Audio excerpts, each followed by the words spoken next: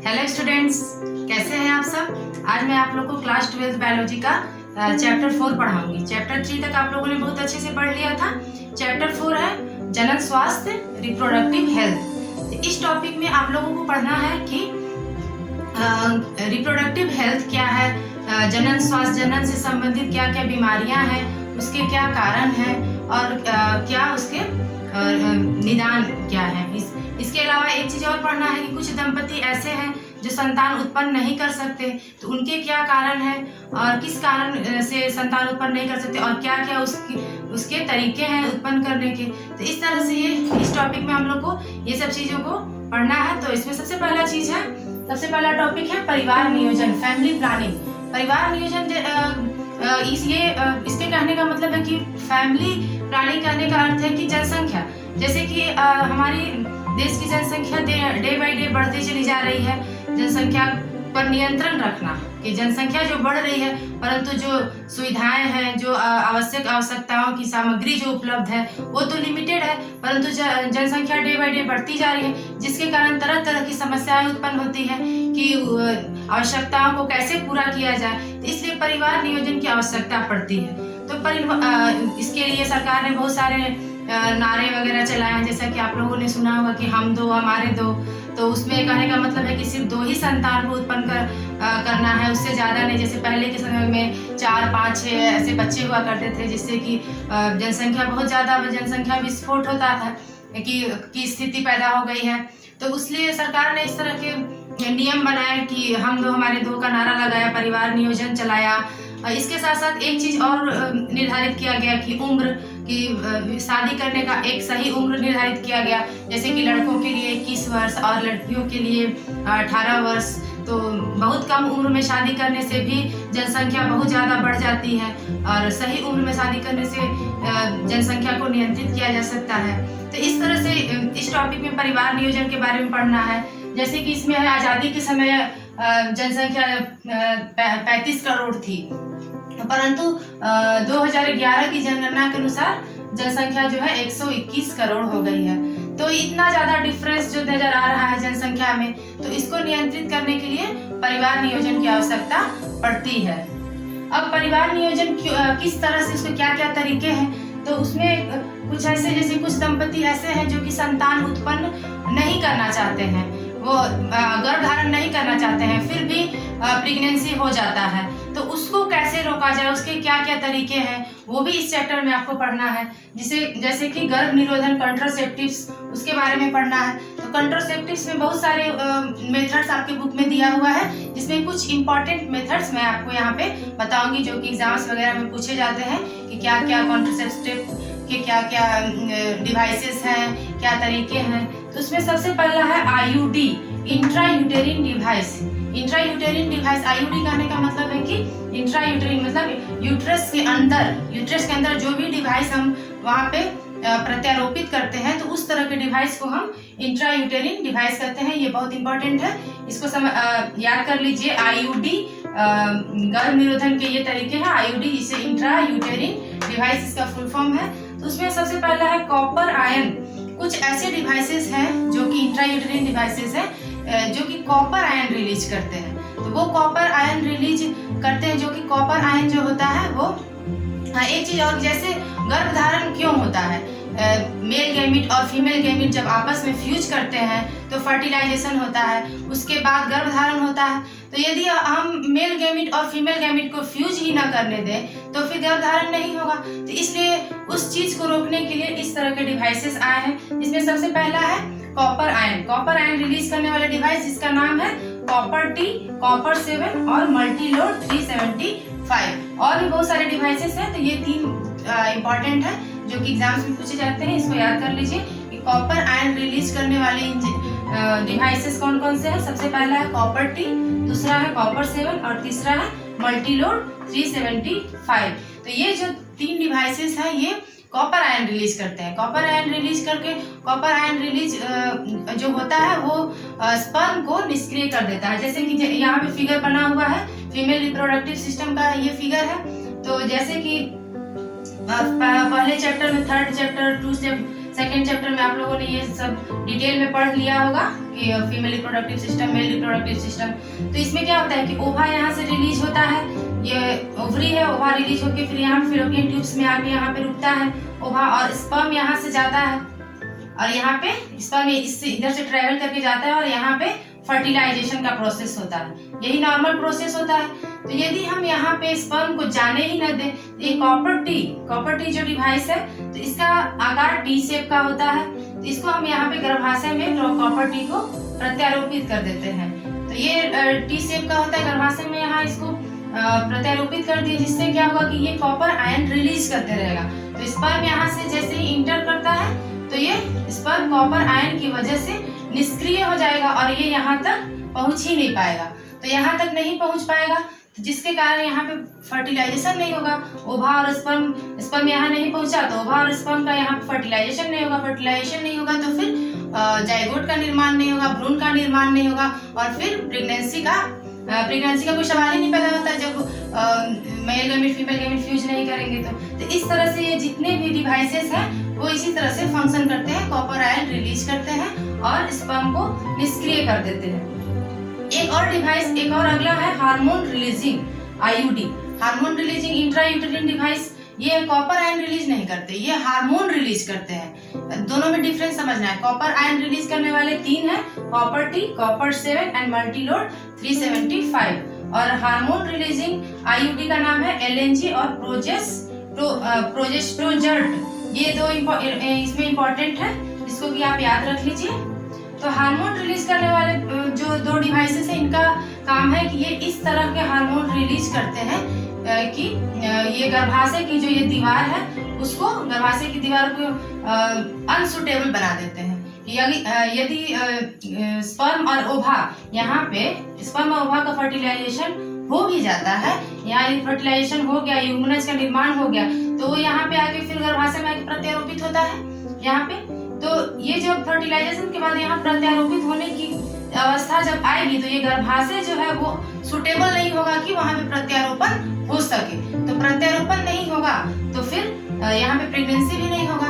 तो हार्मोन्स का यही काम है। हार्मोन्स का काम है कि ये गर्भाशय की जो दीवार है, जो यूट्रस का जो वाल है, ये जहाँ पे भ्रूण का प्रत्यारोपण होता है तो वो अनस्टेबल हो जाता है, जिसके कारण की फिर गर्भधारण नहीं होता है। या फिर ये हार्मोन्स जो है स्पर्म को भी निष्क्रिय करने का काम करते हैं। स्पर्म आया, उसको ये हार्मोन्स रिलीज होते रहते हैं जो कि स्पर्म को निष्क्रिय कर देते हैं और स्पर्म फिर यहाँ पे ओवा के साथ फर्टिलाइज नहीं होता। तो इस तरह से ये आईयूडी इंट्रायूटेरिन डिवाइसेस हैं, जिसके द्वारा गर्भ निरोधन किया जा सकता है और ये इम्पोर्टेंट है। इसके अलावा भी बहुत सारे आपके बुक्स में दिए हुए हैं, तो वो आप खुद से पढ़ लीजिए और ये इम्पोर्टेंट चीज मैंने आपको बता दिया। गर्भ निरोधक की पहली विधि आप लोगों ने सीख लिया। अब आइए देखते हैं गर्भ निरोधन की दूसरी विधि। दूसरी विधि का नाम है शल्य क्रियात्मक विधि। मीन्स शल्य क्रिया द्वारा, ऑपरेशन द्वारा कैसे हम गर्भ निरोधन कर सकते हैं। तो उसमें मेल फीमेल में अलग अलग तरीके से शल्य क्रिया किया जाता है। इसमें कि देखिए ये मेल का स्ट्रक्चर है कि पहले चैप्टर में मैंने आप लोगों को बताया था, आप लोगों ने पढ़ा होगा कि ये टेस्टिस है जो कि 2 होता है। ये टेस्टिस का स्ट्रक्चर है, जिसमें इतने सारे कंपार्टमेंट्स पाए जाते हैं। 250 की संख्या में ये कंपार्टमेंट्स हैं। ये टेस्टिस है और उससे 2 ट्यूब निकलती है, जिसे कहते हैं वास डिफरेंस। ये ट्यूब, यहाँ पे स्पर्म का निर्माण होता है और स्पर्म का निर्माण होने के बाद इसी ट्यूब से स्पर्म जो है वो इजाकुलेशन के टाइम बाहर आता है। तो ये इस ट्यूब के द्वारा ये स्पर्म बाहर आता है। तो यदि हम शल्य क्रिया के द्वारा इस ट्यूब को ही काट दें, यहाँ से इस ट्यूब को ही काट के और बांध देते हैं,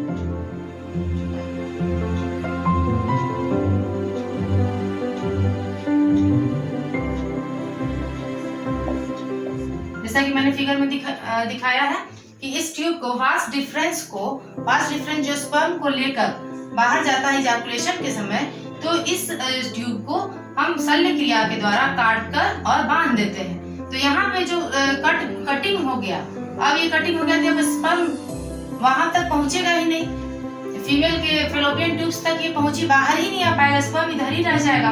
और ये ट्यूब जो यहाँ पे कट गया, तो कटने के बाद ये स्पर्म बाहर नहीं आ पाएगा, जिसके कारण की फर्टिलाइजेशन नहीं होगा। स्पर्म बाहर नहीं आएगा तो फर्टिलाइजेशन की प्रक्रिया नहीं होगी, फर्टिलाइजेशन नहीं होगा तो फिर गर्भधारण नहीं होगा। तो ये है शल्य क्रियात्मक विधि मेल में। तो इसका नाम है, इसको क्या कहते हैं, ये भी इंपॉर्टेंट है, इसे कहते हैं वैसेक्टोमी। इसे आप याद रख लीजिए, ये बहुत इंपॉर्टेंट है कि मेल में जो शल्य क्रियात्मक विधि द्वारा जो गर्भ निरोधन किया जाता है उसे कहते हैं वैसेक्टोमी। वैसेक्टोमी इसलिए कहा जाता है क्योंकि यहाँ इसमें वास डिफरेंस को काटा जाता है। ऐसे इसको याद रखने के लिए आसान तरीका है कि वास डिफरेंस जो ट्यूब है उसको काट दिया जाता है, इसीलिए इस प्रक्रिया को वैसेक्टोमी कहते हैं। अब आइए फीमेल में देखते हैं। ये फीमेल का रिप्रोडक्टिव स्ट्रक्चर है जिसमें कि इस ट्यूब का नाम था फेलोपियन ट्यूब्स, अंडवाहिनी। ये फेलोपियन ट्यूब है, यहाँ से ओवा का निर्माण होता है, ओवा रिलीज होता है यहाँ से, और यहाँ पे ये फेलोपियन ट्यूब्स में यहाँ पे आकर ओवा यहाँ पहुँचता है और यहीं पे फर्टिलाइजेशन की प्रक्रिया होती है। ये हम लोगों ने डिटेल में पढ़ा था पहले वाले चैप्टर में। तो यहाँ पे इस तरह से इसमें हम लोग क्या करते हैं शल्य क्रियात्मक विधि में कि इसी ट्यूब को, फेलोपियन ट्यूब जहाँ पे फर्टिलाइजेशन होता है, तो इसी ट्यूब को हम काट कर बांध देते हैं।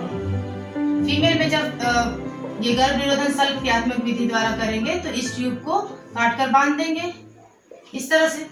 तो इस तरह से काट कर बांध देने के बाद क्या होगा कि जो ओवा यहाँ से निकलेगा तो वो यहाँ गर्भाशय तक पहुँच नहीं पाएगा, स्पर्म के साथ इसका कोई मिक्सिंग नहीं होगा, यहाँ पे फर्टिलाइजेशन यहाँ भी नहीं हो पाएगा क्योंकि ओवा आके इधर ही रुक जाएगा, और यहाँ पे ये गर्भाशय पे आके प्रत्यारोपण इसका नहीं होगा, तो ना तो फर्टिलाइजेशन होगा ना प्रत्यारोपण होगा, जिससे कि गर्भ धारण नहीं होगा। तो इस तरह से ये फीमेल में शल्य क्रियात्मक विधि द्वारा ये गर्भ निरोधन को रोकने का तरीका है, इसका नाम है ट्यूबेक्टोमी। तो इस तरह से क्वेश्चन पूछा जाता है कि फीमेल में जो शल्य क्रियात्मक विधि द्वारा गर्भ निरोधन किया जाता है उसे क्या कहते हैं, ट्यूबेक्टोमी।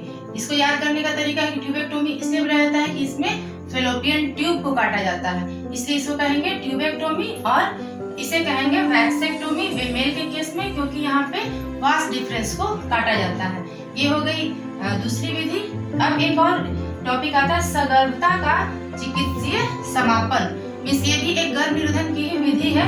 मीन्स अगर मान लीजिए कोई स्त्री प्रेग्नेंट हो जाती है किसी भी कारण से और उसकी इच्छा नहीं है, तो ये अगर प्रेग्नेंट हो जाती है उस कंडीशन में अब वो उस प्रेगनेंसी को कैसे टर्मिनेट किया जाता है, उसी मेथड का नाम है सगर्भता का चिकित्सीय समापन, medical termination of pregnancy, MTP। इसके शॉर्ट में कहते हैं MTP कि जब फर्टिलाइजेशन प्रोसेस हो गया और फर्टिलाइजेशन के बाद प्रत्यारोपण भी यहाँ पे हो गया यूट्रस में, अब उसके बाद क्या मेथड है गर्भ निरोधन का, उसके बाद उस प्रेगनेंसी को कैसे रोका जाए उसके लिए मेडिकल टर्मिनेशन ऑफ प्रेगनेंसी है। तो इसमें इसका तरीका है कि निषेचन फर्टिलाइजेशन के बाद 12 सप्ताह के अंदर, इसका भी टाइमिंग होता है कि फर्टिलाइजेशन के बाद 12 सप्ताह के अंदर ही MTP कराया जा सकता है। तो इसमें से इससे भी क्वेश्चन आते हैं कि MTP का टाइमिंग क्या है। MTP का सेफ पीरियड है कि निषेचन के फर्टिलाइजेशन के 12 सप्ताह के अंदर ही MTP सुरक्षित माना जाता है, क्योंकि 12 सप्ताह के बाद अगर MTP कराया जाए तो वो बहुत ही घातक हो जाता है, बहुत ही खतरनाक हो जाता है, उसमें जान भी जा सकती है। तो इस तरह से ये टाइमिंग 12 सप्ताह होता है। इस MTP में होता है कि जो भी भ्रूण यहाँ पे प्रत्यारोपित हुआ है उसको वैक्यूम के द्वारा उसको बाहर निकाल दिया जाता है, जिससे कि प्रेगनेंसी टर्मिनेट हो जाता है। तो इस तरह से गर्भ निरोधन की ये 3 विधियां, कुछ IUD, फिर शल्य चिकित्सात्मक और MTP, ये सभी गर्भ निरोधन की विधियां हैं। अब आइए अगला टॉपिक है बंध्यता, इनफर्टिलिटी। परिवार नियोजन हम लोग पढ़ लिए, गर्भ निरोधन पढ़ लिए। अब आगे देखते हैं बंध्यता, इनफर्टिलिटी। बंध्यता कहने का मतलब है कि कुछ दंपति ऐसे होते हैं जो संतान उत्पन्न नहीं कर सकते, परंतु हमारे समाज में कहा जाता है कि स्त्रियां ही इसकी दोषी हैं, बट ऐसी बात नहीं है कि मेल या फीमेल किसी में भी इस तरह का प्रॉब्लम हो सकता है कि जो कि संतान उत्पन्न नहीं कर सकते, जो इनफर्टाइल हो सकते हैं। तो इस संतान उत्पन्न नहीं कर सकते हैं जो दंपति, तो उस समस्या के समाधान के लिए बहुत सारी टेक्नोलॉजी डेवलप की गई है, जिसके द्वारा इनफर्टिलिटी को दूर किया जा सकता है। जो दंपति संतान उत्पन्न नहीं कर सकते उनका मेडिकली उनका ट्रीटमेंट किया जाता है, जिसमें कि सबसे पहला है सहायक जनन प्रौद्योगिकियां, असिस्टेड रिप्रोडक्टिव टेक्नोलॉजी, ART। सहायक जनन प्रौद्योगिकी में सबसे पहला है परख नली शिशु, टेस्ट ट्यूब बेबी, वो सबसे इम्पोर्टेंट है और सबसे सुरक्षित माना जाता है टेस्ट ट्यूब बेबी। अब टेस्ट ट्यूब बेबी में क्या किया जाता है कि जिन स्त्रियों का अंडवाहिनी विकृत हो परंतु अंडाशय व गर्भाशय सामान्य हो, वैसी स्त्री जिसका फेलोपियन ट्यूब में कहीं ना कहीं प्रॉब्लम हो या फेलोपियन ट्यूब उसका सही से फंक्शन नहीं कर रहा या ब्लॉकेज है उसमें, परंतु उसका अंडाशय और गर्भाशय उसका सही है, अंडाशय से ये ओवा का रिलीज हो रहा है नॉर्मली, और इसका यूट्रस जो है वो भी भ्रूण को इम्प्लांट करने के लिए पूरी तरह से अच्छा है, स्वस्थ है, परंतु उसके फेलोपियन ट्यूब्स में कहीं ना कहीं ब्लॉकेज है जिसके कारण वो प्रेग्नेंट नहीं हो पा रही है, प्रेगनेंसी नहीं हो पा रही है। तो उस कंडीशन में इसको किस तरह से, तो टेस्ट ट्यूब बेबी का सहारा लिया जाता है, जिसमें क्या किया जाता है कि उसके अंडाशय से जो ओवा रिलीज होता है उस ओवा को इंजेक्शन के द्वारा बाहर निकाल लिया जाता है और उसी के पति के स्पर्म के साथ उसको फ्यूज कराया जाता है। इस प्रोसेस को ठीक से समझ लीजिए कि जिस स्त्री का अंडवाहिनी जो है फेलोपियन ट्यूब्स जो है वो ब्लॉक होता है, जिसके कारण वो ओवा जो है फेलोपियन ट्यूब्स तक नहीं पहुंच पाता, जिसके कारण फर्टिलाइजेशन नहीं हो पाता, फर्टिलाइजेशन नहीं होता है तो प्रेगनेंसी नहीं हो पाता। तो इस स्थिति में अंडाशय के द्वारा ओवा को इंजेक्शन के द्वारा निकाल लिया जाता है और उसको बाहर इन विट्रो, एक और टर्म आता है इन विट्रो फर्टिलाइजेशन, मतलब उसको लैब में ही बाहर में अंडाणु का और शुक्राणु का निषेचन कराया जाता है। वो बॉडी के अंदर नहीं, बॉडी के बाहर लैब में अंडाणु और शुक्राणु का फर्टिलाइजेशन होता है। नर युग्मक और मादा युग्मक शुक्राणु अंडाणु को बाहर में ही निषेचन करा दिया जाता है लैब में, तो उसको इन विट्रो फर्टिलाइजेशन कहते हैं। और जैसे ही उसका निषेचन होता है, निषेचन के बाद आप जानते हैं कि युग्मनज का निर्माण होता है, जाइगोट का निर्माण होता है, और उस जाइगोट को डायरेक्ट हम फेलोपियन ट्यूब्स में इंजेक्शन के द्वारा ट्रांसफर कर देते हैं या फिर डायरेक्ट गर्भाशय में ट्रांसफर कर देते हैं। तो इस तरह से परकनली शिशु भी दो प्रकार का हो गया कि वो उस हिसाब से जाइगोट को हम फेलोपियन ट्यूब्स में ट्रांसफर कर रहे हैं या फिर उसको हम यूट्रस में ट्रांसफर कर रहे हैं, उसके बेसिस पर परकनली शिशु को भी दो भाग में बांटा गया है। अब इसको थोड़ा समझ लेते हैं कि मेल गैमेट और फीमेल गैमेट शुक्राणु अंडाणु जब फ्यूज करते हैं तो वो जाइगोट का निर्माण करते हैं। और जाइगोट जो होता है, जैसे ही जाइगोट बनता है तो उसमें डिवीजन होता है, क्लीवेज होता है। तो एक जाइगोट दो सेल्स का निर्माण करता है, फिर उसके बाद 4 सेल्स बनते हैं, फिर 8 सेल बनते हैं, फिर 16, फिर 32, इस तरह से सेल का संख्या बढ़ते चला जाता है। तो ये चीज इसमें ध्यान रखना है कि हम जाइगोट को किस स्टेज में कहाँ पे ट्रांसफर करते हैं, उस बेसिस पर परकनली शिशु को दो भाग में बांटा गया है। इसको देखिए दो तरह का परकनली शिशु जो है दो तरह का हुआ। सबसे पहला हुआ GIFT, जाइगोट इंट्राफेलोपियन ट्रांसफर, और दूसरा है IUT, इंट्रायूटेरिन ट्रांसफर। पहला को समझते हैं। GIFT, जाइगोट इंट्राफेलोपियन ट्रांसफर, उसको कहते हैं, जैसे नाम से ही क्लियर है कि यदि 8 सेल स्टेज में, जैसे जाइगोट यदि 8 सेल स्टेज में है, इसके अंदर जो ब्लास्टोमियर है यदि 8 की संख्या में है, और उस स्टेज में जब हम उसको फेलोपियन ट्यूब में ट्रांसफर करते हैं, जैसा स्ट्रक्चर था फेलोपियन ट्यूब्स, ये यहाँ पे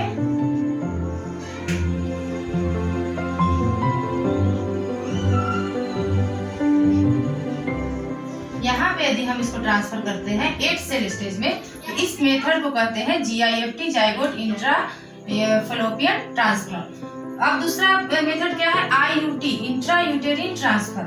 मतलब यदि हम जाइगोट को 8 से ज्यादा 16 से 32 वाले स्टेज, 8 से ज्यादा वाले स्टेज में अगर हम डायरेक्ट यूट्रस में ट्रांसफर करते हैं, यदि जाइगोट को डायरेक्ट यूट्रस में ट्रांसफर करते हैं, तो इस प्रक्रिया को कहते हैं IUT, इंट्रायूटेरिन ट्रांसफर। इसको ठीक से एक बार और रिपीट कर देती हूँ मैं, इसको अच्छे से समझ लीजिए कि परकनली सबसे पहला हुआ बंध्यता, इनफर्टिलिटी को दूर करने का सबसे अच्छा मेथड है परकनली शिशु, test tube baby. Test tube baby में क्या किया जाता है कि बाहर ही फर्टिलाइजेशन कराया जाता है, स्पर्म एंड ओवा का फर्टिलाइजेशन बाहर में कराते हैं, और बाहर में कराने के बाद ये दो प्रकार का हुआ, किस बेसिस पर? जाइगोट के ट्रांसफर के बेसिस पर, कि वो कहाँ पे ट्रांसफर हो रहा है, फेलोपियन ट्यूब में ट्रांसफर हो रहा है या फिर वो गर्भाशय में ट्रांसफर हो रहा है। यदि फेलोपियन ट्यूब्स में ट्रांसफर करते हैं तो उसको GIFT कहते हैं, वो 8 सेल स्टेज में ट्रांसफर होता है। और यदि हम उसको यूट्रस में ट्रांसफर करते हैं तो उसे कहते हैं IUT, इंट्रायूटेरिन ट्रांसफर, और वो 16 to 30 मतलब 8 से ज्यादा 8 से अधिक जब हो जाती है संख्या प्राप्त 16 to 32 सेल स्टेज में जब करते हैं तो इसे IUT करते हैं। तो इस तरह से ये कंप्लीट हुआ प्रजनन शिशु का प्रोसेस। प्रजनन शिशु में अब अगला है सरोगेट माँ, सरोगेट मदर, एक और टर्म आता है। अब सरोगेट माँ किसे कहेंगे? जैसे मान लीजिए किसी स्त्री का यदि गर्भाशय भी ठीक ना हो, क्या फैलोपियन ट्यूब्स भी ब्लॉकेज है और गर्भाशय भी उस भ्रूण को प्रत्यारोपित करने के लिए ठीक ना हो, वो भी इस कंडीशन में ना हो कि वो उस भ्रूण को प्रत्यारोपित कर सके और 9 मंथ उसका पोषण दे सके और उसको डेवलप कर सके।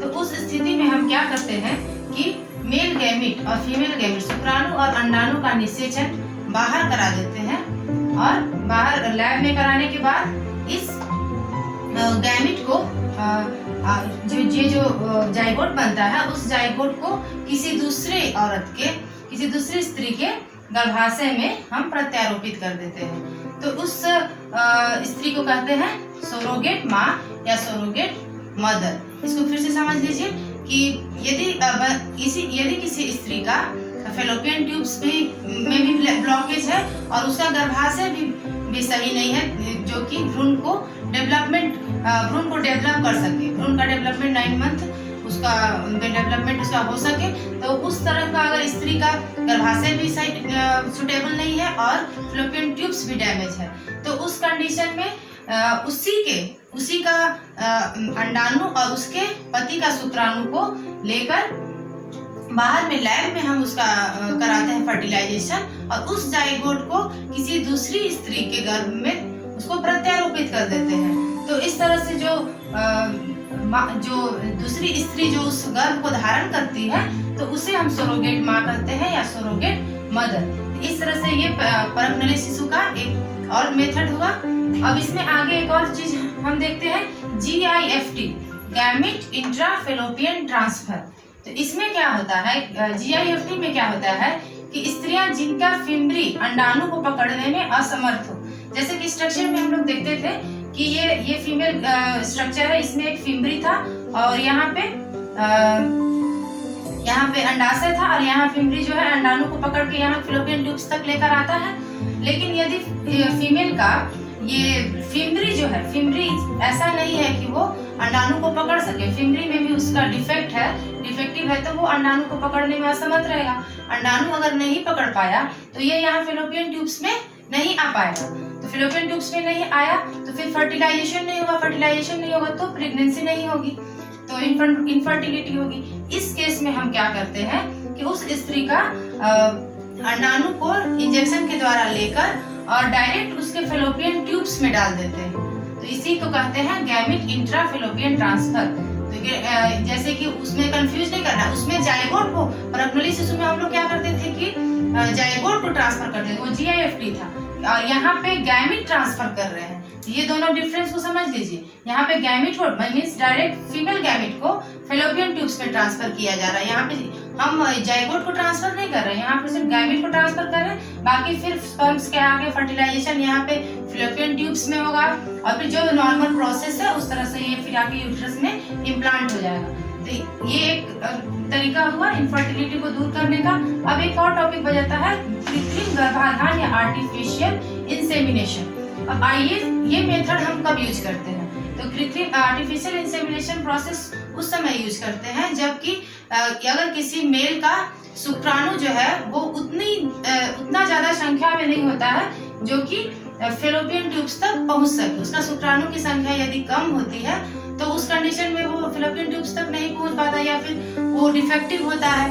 तो उस कंडीशन में क्या करते हैं कि शुक्राणु को लेकर और डायरेक्ट फीमेल के फैलोपियन ट्यूब्स में इंजेक्शन के द्वारा डाल देते हैं, जिससे कि वहां पे फर्टिलाइजेशन होता है और आर्टिफिशियली इसको इंजेक्ट कराया जाता है। इसलिए इस प्रोसेस को आर्टिफिशियल इंसेमिनेशन कहते हैं। तो इस प्रोसेस को अच्छे से समझ लीजिए। ये आर्टिफिशियल इंसेमिनेशन एनिमल्स में भी ज्यादातर यूज किया जाता है। उसमें इंजेक्शन के द्वारा डायरेक्ट स्पर्म को डाल के और फिर फर्टिलाइजेशन कराया जाता है और फिर उसके बाद प्रेगनेंसी का काज होता है। तो इस तरह से ये सारे मेथड्स, ये टॉपिक में ये सारे मेथड्स थे इनफर्टिलिटी को दूर करने के। फिर परजनन शिशु कितने प्रकार के होते हैं, उसको अलग अलग, इससे बहुत सारे क्वेश्चंस आते हैं, बहुत इंपॉर्टेंट टॉपिक है और कंफ्यूजन भी बहुत होता है। इसलिए इस वीडियो को बार बार देख लीजिए, अच्छे से इस कॉन्सेप्ट को क्लियर कर लीजिए और फिर इस टॉपिक का ये पार्ट कंप्लीट होता है। अब इसी चैप्टर का अगले वीडियो में हम लोग पढ़ेंगे कि जनन से संबंधित रोग, सेक्सुअली ट्रांसमिटेड डिजीज जो है वो कौन कौन से हैं और कौन से मेथड्स हैं, उसके क्या निदान है। तो इस तरह से अगले वीडियो में, इस वीडियो के लिए अभी तक के लिए इतना ही। मुझे उम्मीद है ये वीडियो आप लोग को समझ में आ गया होगा। आप इसको अच्छे से समझ लीजिए, बुक से कुछ जो छोटे मोटे टॉपिक्स हैं उसको पढ़ लीजिए और अच्छे से समझ के कॉन्सेप्ट अपना क्लियर कर लीजिए। तब तक के लिए थैंक यू।